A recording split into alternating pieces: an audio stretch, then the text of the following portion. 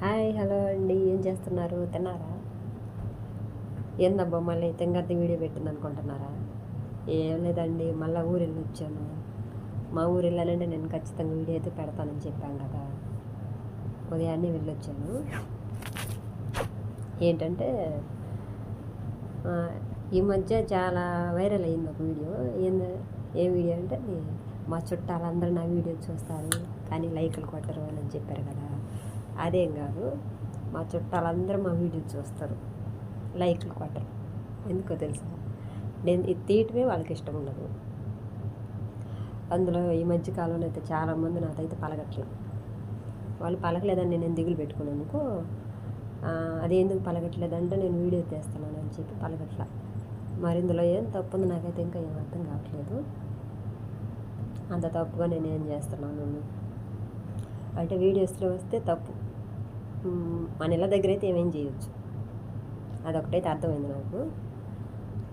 చాలా కొంతమంది ఏంటంటే, నీ ఇష్టం, మీ ఆయన తీయమంటున్నాడు, నువ్వు మీ ఆయనే కదా తీసుకోండి అంటున్నారు. కొంతమంది ఏంది, అదే మొన్న చెప్పా కదా, వీళ్ళకి అవసరమా, దీనికి ఎందుకు, ఏదైనా పనికి పోవచ్చు కదా. నేనైతే ఖాళీగా ఏముండవు, ఏదో ఒక పనికి వెళ్తా. వీడియోలు అంటే పొద్దుగుకులు పని మానేసి ఇంటి దగ్గరే ఉండి తీరు కదా. నా పని నేను చేసుకుంటానే ఉంటే ఎప్పుడన్నా ఖాళీగా ఉన్నప్పుడు వీడియో పెట్టుకుంటా. దీంట్లో మరి ఏం తప్పు ఉందని నాకు ఇంకా అర్థం కావట్లేదు. ఎట్లా చెప్పాలి మీకు? చూస్తున్నారు కదా, మామూలుగానే ఉన్నా కదా నేను. ఏందంటారు అంటే, నీకు అంత చిన్నతనంగా ఉందా? ఇంట్లో కరెక్ట్గా ఉన్నాయా? అంటే నేను వీడియో చేస్తుంటే చిన్నతనంగా ఉంది కదా, మీరు ఇంట్లో చేసి కరెక్ట్గా ఉంటాయి. అబ్బా ఏమి నట జీవులు.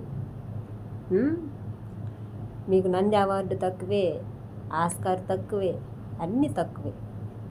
మీకు కొత్తగా ఏదన్నా ఒక పెద్ద అవార్డు కనిపెట్టాలి, అదైతే కరెక్ట్గా సరిపోయింది ఈ నటనకి మీకు. నేనేం నటిస్తున్నాను అసలు? నేను ఈ వీడియోస్లో ఏదో ఊరికనూరు కదిలిస్తా, నేను మా ఆయన పక్కన నటిస్తున్నాను, మీరు నటిస్తుంది. చిన్న నటన కాదు మీది. అబ్బాబ్బా, ఇళ్ళ దగ్గర ఉంటే ఏమి నటిస్తున్నారమ్మా? అదే మీరే వీడియో తెస్తుంటే ఈ పాటికి మీకు